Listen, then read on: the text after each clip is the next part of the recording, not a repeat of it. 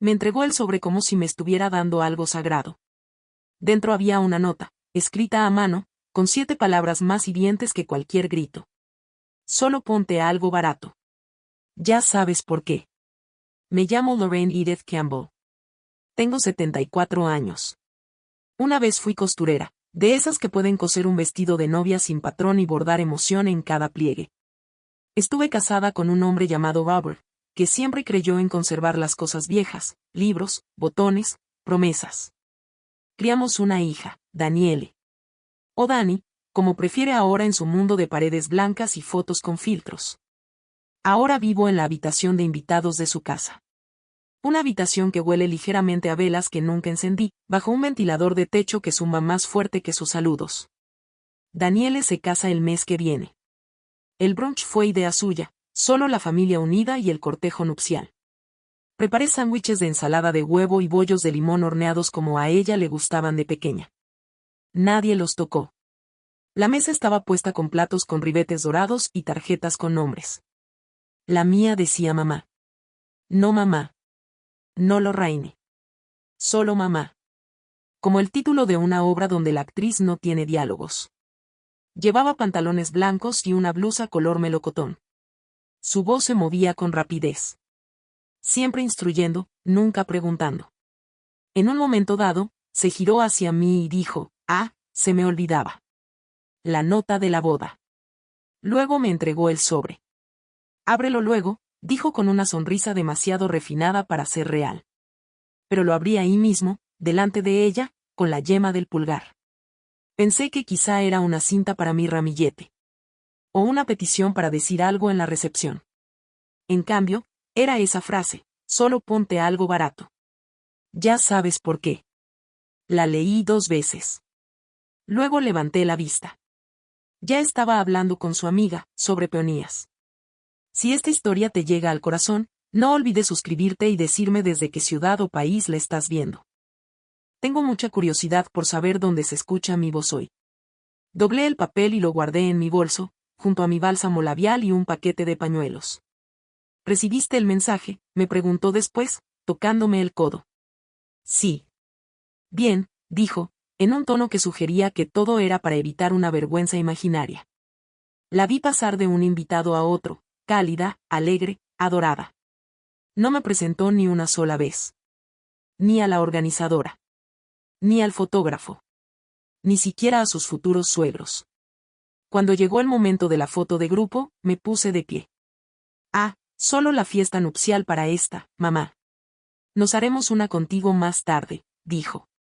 No hubo un más tarde. Se tomaron 10 fotos. Volví a sentarme. Sola. Al final del brunch, repartió pequeñas bolsas de regalo, jabones con aroma a rosas y bolígrafos dorados. Todos sonrieron y la abrazaron. Se giró hacia mí y dijo, ¿podrías llevar las sillas extra al garaje? Asentí. Por supuesto que sí. Llevaba 3 sillas plegables en mis brazos, me dolían las rodillas. Se me cayó una. Nadie se dio cuenta. 2 días después del brunch, Daniele celebró su despedida de soltera. Fue en un club de campo en el que nunca había puesto un pie. Nadie se ofreció a llevarme. Tomé el autobús. Llegué temprano, con una blusa color crema suave y los mismos pendientes de perla que Robert me regaló en nuestro 25º aniversario. Simple. Tranquila. Cuidadosa de no ofender. Daniele pareció sorprendida cuando me vio.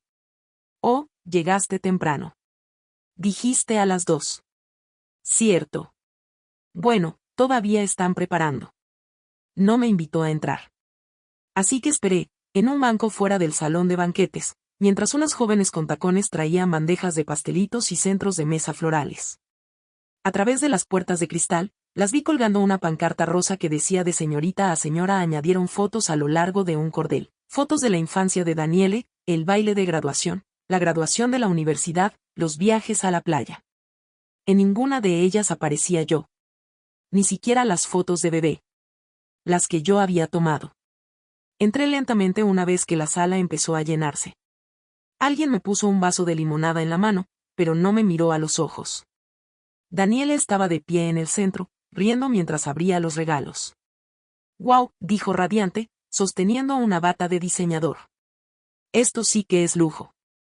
No me miró en ningún momento. Cuando llegó el momento de los discursos, la dama de honor golpeó su copa. Para Daniele, empezó, que se construyó desde cero. Sin limosnas. Sin atajos. Solo determinación y clase.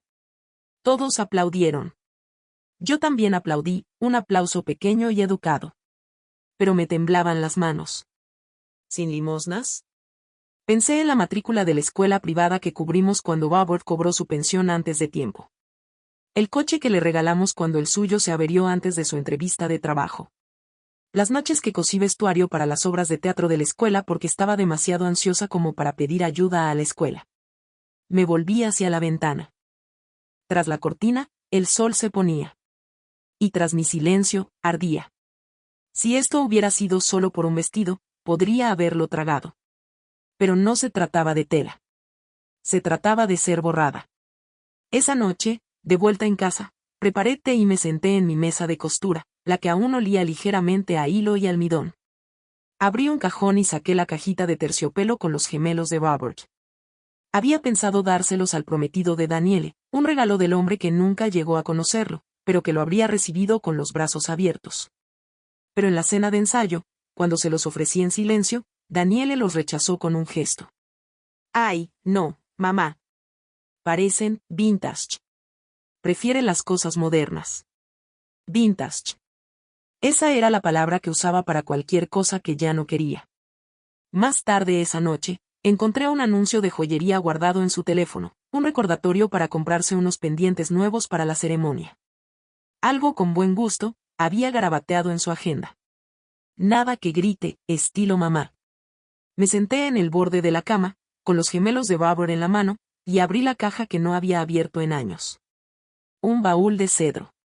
Ya tipo que contiene la respiración cuando levantas la tapa. Dentro, mi antiguo vestido de novia, el velo cosido a mano que Robert había levantado suavemente de mi cabeza, el collar de esmeraldas que su abuela me dejó, transmitido a través de 3 generaciones de mujeres que nunca dejaron que nadie la silenciara. No lo había usado en más de 40 años. No era llamativo. No era moderno. Pero era hermoso. Y todavía me pertenecía. Lo sostuve en mi palma. El peso era reconfortante. Entonces hice algo que no había hecho en años. Enhebré una aguja. Comencé a coser el collar, suave y delicadamente, en el cuello interior de un sencillo vestido de lino que me había hecho meses atrás. Un gris suave con mangas largas y una fuerza silenciosa en cada pliegue. No sería llamativo. Pero llevaría historia. Llevaría memoria. Y llevaría un mensaje que nunca tendría que ser dicho en voz alta. Porque si Daniele pudo reescribir su historia, entonces yo también podría. Cosí despacio, como siempre, un lazo a la vez, anclando el recuerdo en la tela.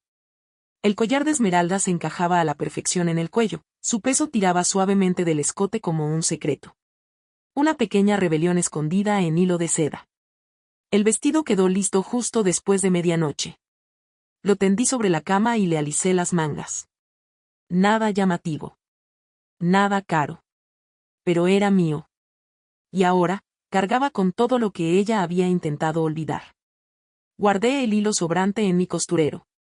Dentro había botones viejos de los trajes de Robert, un dedal que me compró en París y una foto descolorida, Daniele a los 10 años, sosteniendo una almohada torcida que ella misma había cosido, radiante como si hubiera creado magia. La había aplaudido con tanta fuerza ese día. Guardé el costurero y abrí el último cajón de mi cómoda. Allí estaba, mi testamento. Intacto desde que Robert falleció.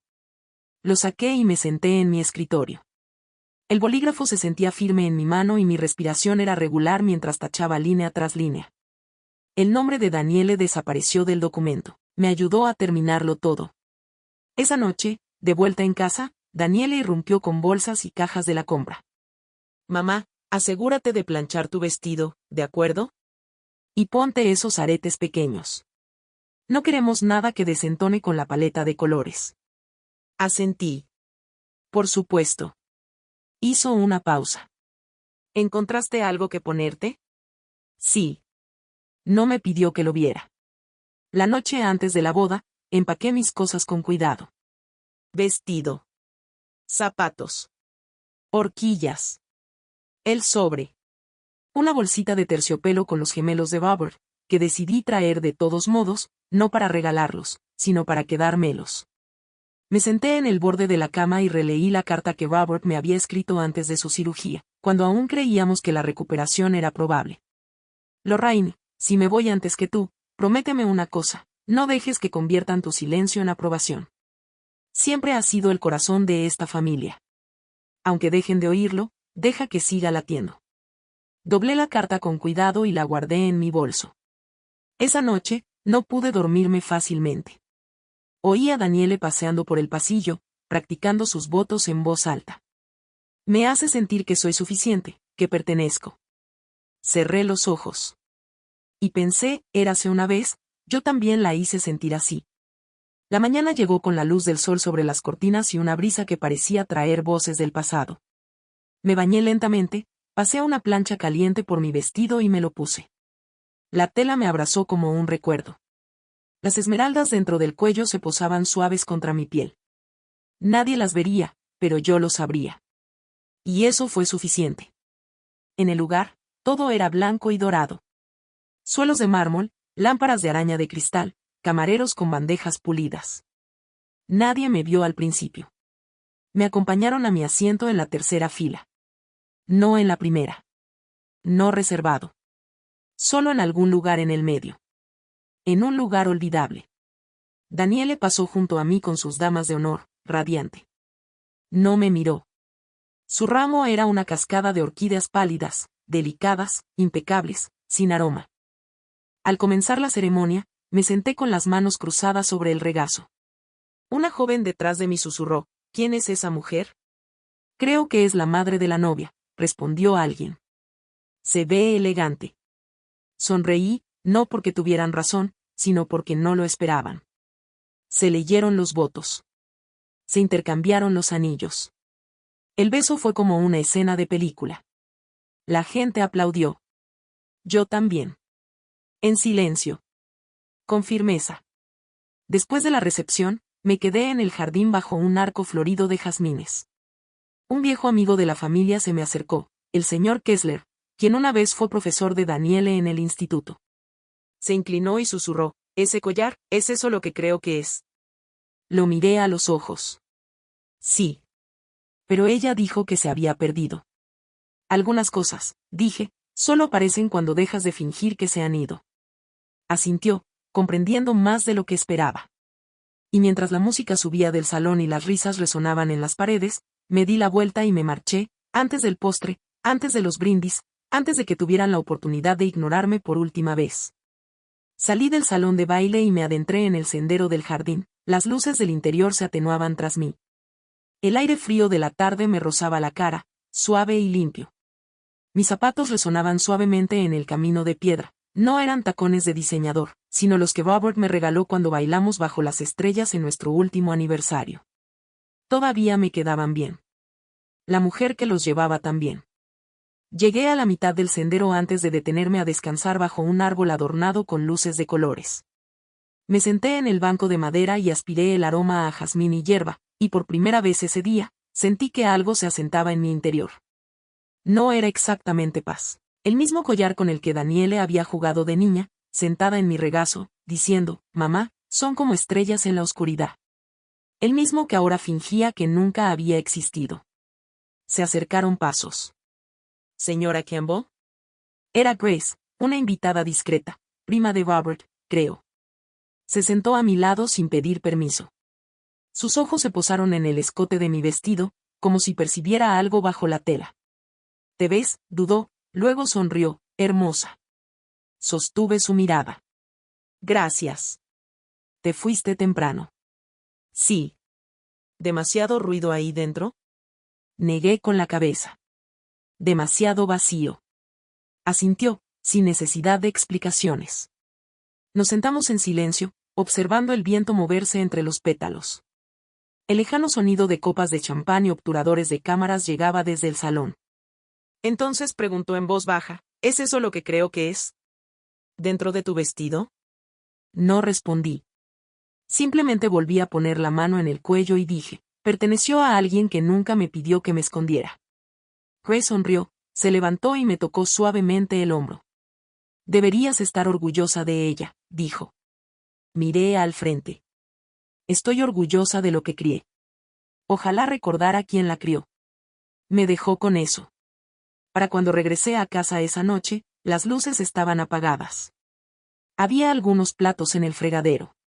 La habitación de invitados estaba exactamente como la había dejado, una manta doblada, pantuflas debajo de la cama y mi sobre aún sobre la mesita de noche, escrito a mano.